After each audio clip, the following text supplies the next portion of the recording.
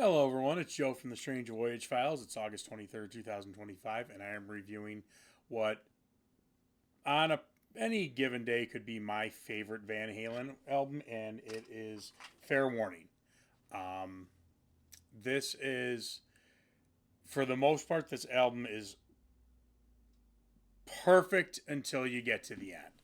Um, I love it because it is definitely their hardest album, and um, it didn't. It's so funny because this one is considered not as successful as the other Van Halen albums because it only sells 2 million copies. I mean, oh no, we wouldn't want that kind of money, would we? Which is, just such a joke because, I mean, the other Dave stuff just sold so much more. But this album is absolutely incredible, and I remember being blown away from the first time I heard this album. And I think this one is probably the most unique sounding of the Van Halen albums, definitely of the Dave era Van Halen albums. You can tell for sure that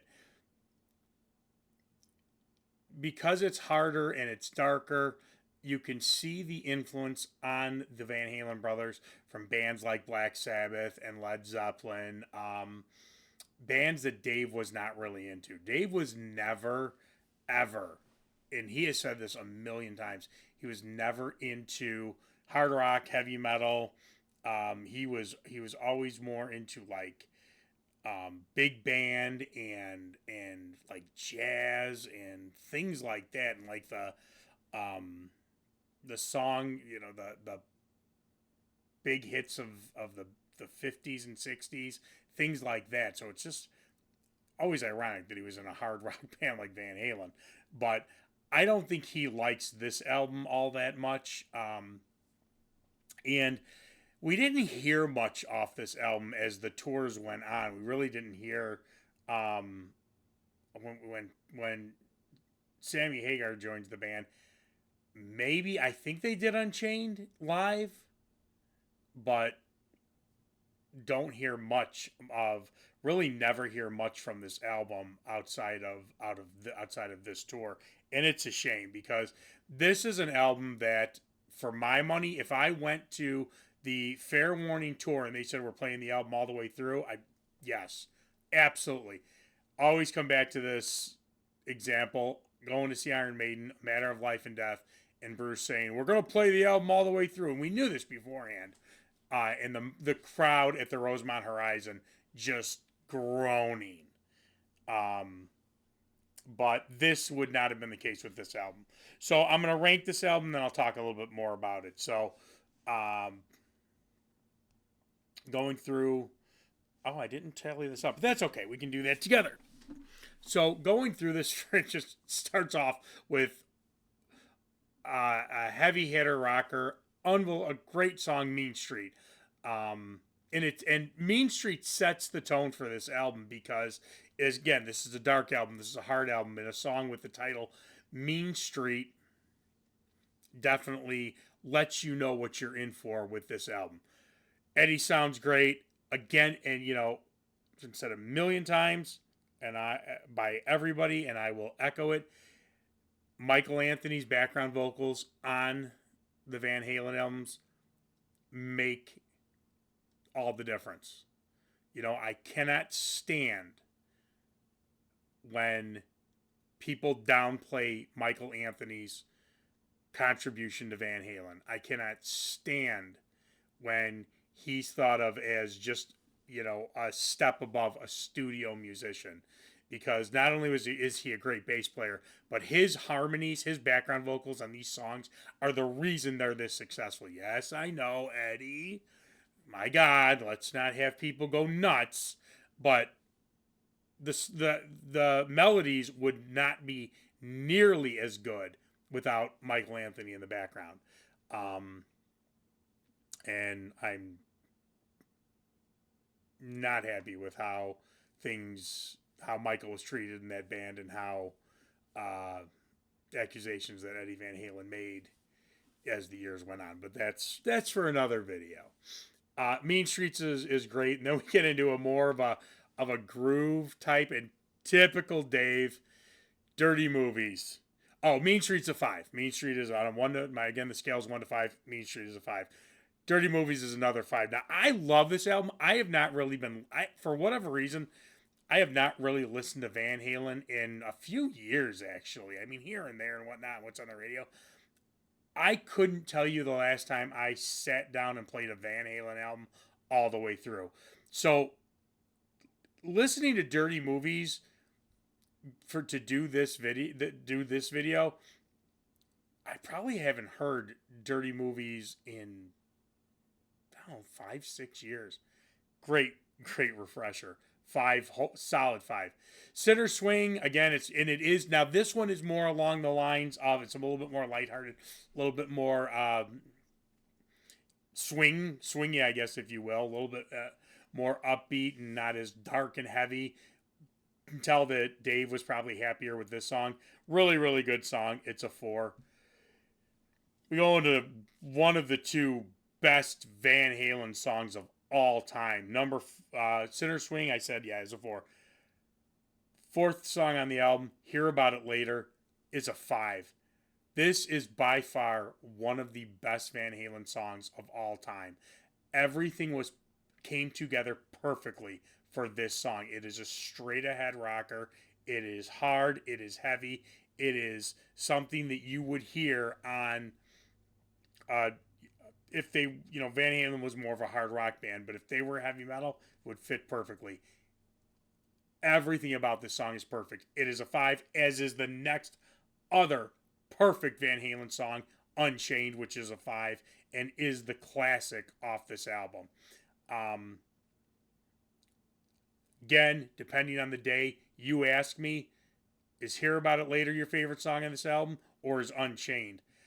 And I'll tell you on Tuesday it's Unchained, and then I'll tell you on Friday it's Hear About It Later. They're perfect songs, both 5s. Push Comes to Shove, that's another one. Now, this is really mellow. This is definitely a change in tone for this, but I love it. And Dave, man, Dave's nuts. I mean, let's just throw it out there. Dave is absolutely he's the type of guy you think, okay, and I know when they reunited to do the album, not when they did that MTV Awards joke. I think they really did think maybe we can at least coexist. Dave's nuts. It's Dave's way to the highway, and it. But man, this is all Dave. Push Comes to Shove. Those lyrics are Dave. You can feel Dave even as Eddie wrote all this, but this has such a great groove. It is mellow. It is awesome. It's a 5. Push Comes to Shove is a 5. This album is phenomenal. The next one is again big fast paced rocker. So This Is Love. I believe this was a single. Let me pull this up here real quick. Where's my cursor? There's my cursor. Yeah, guys. So This Is Love. So This Is Love was the first single, huh? Interesting. And I get it. It's a 5. So This Is Love. It's a straightforward rocker. So This Is Love is awesome. It is a 5. And then you get into this instrumental, and these last two songs I don't like at all. I mean, I'll give them credit because Eddie, Sunday Afternoon in the Park, it's not even an instrumental. I don't know what the heck it is. It's a 2. I mean, a 1 would really just be kind of Eddie just hitting a string, I guess. It does nothing for me. It's a weird instrumental. You can tell this one and the next one, One Foot Out the Door, which is also a 2. They needed album fillers. They needed songs, and they came up with these 2. They're both 2s. If this was a 7-song album, it would be perfect. I mean, again, Sinner Swing is a 4.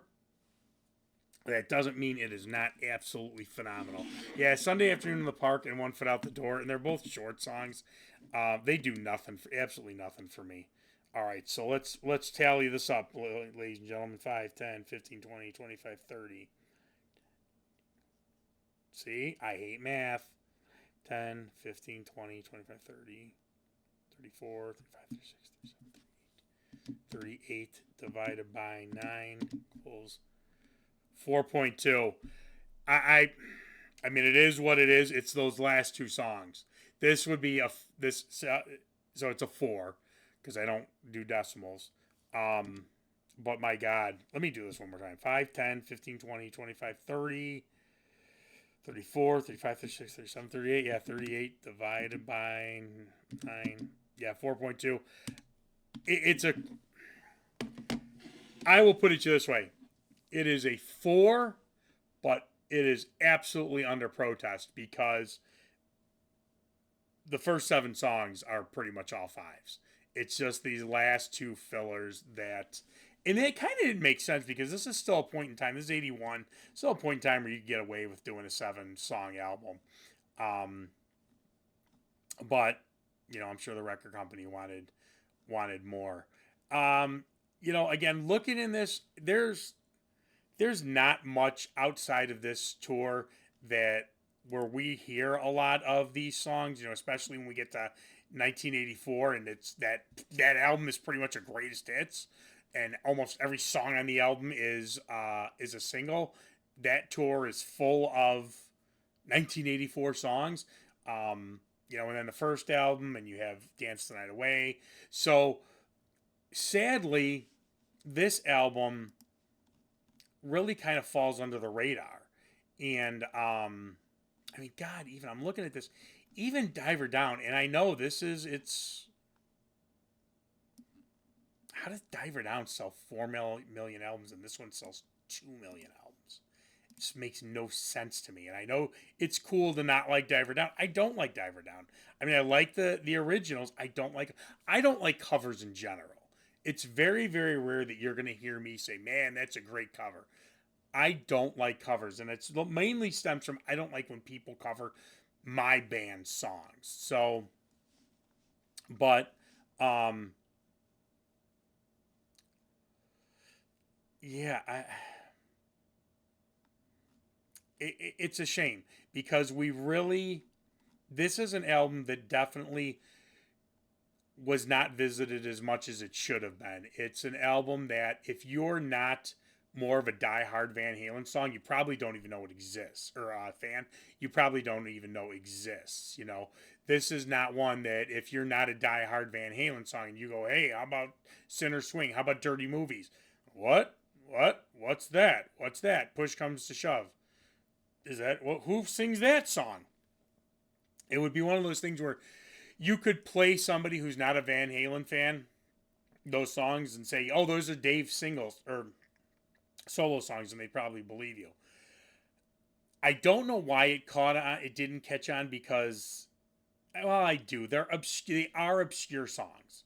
They are harder songs, and people. Van Halen's appeal was to a broad audience. It wasn't just to the heavy metal crowd.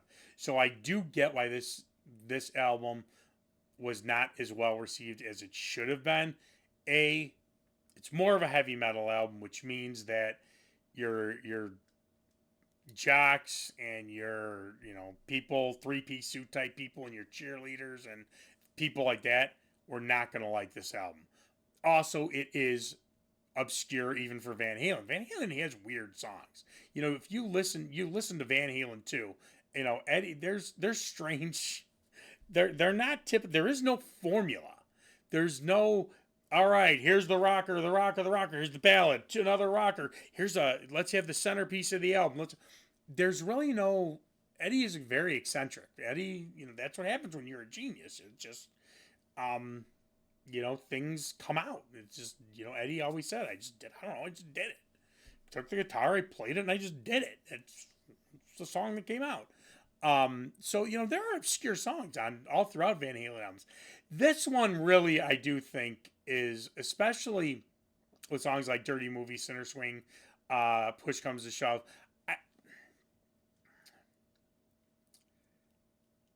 Heavy metal fans loved it, and it met the numbers for heavy metal fans. Because I mean, again, look at like Blizzard of Oz and look at Holy Diver and Iron Maiden albums. They were only selling at the time 1, 2, 3 million copies. And then you have the people who are not heavy metal fans, and they kind of don't know what to do with this album. So, and I don't I wish that this one had become one that's like exploded as the years have gone on, and it just hasn't.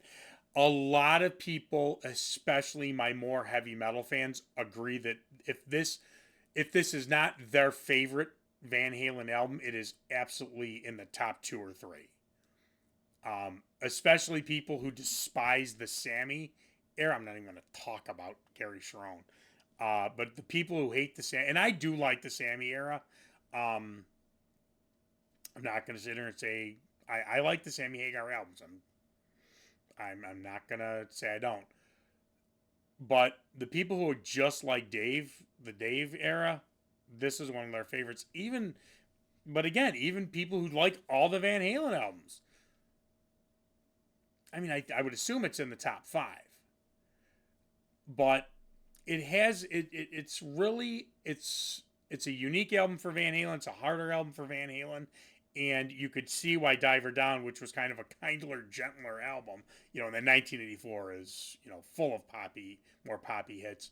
You could see why they went into a more radio friendly direction.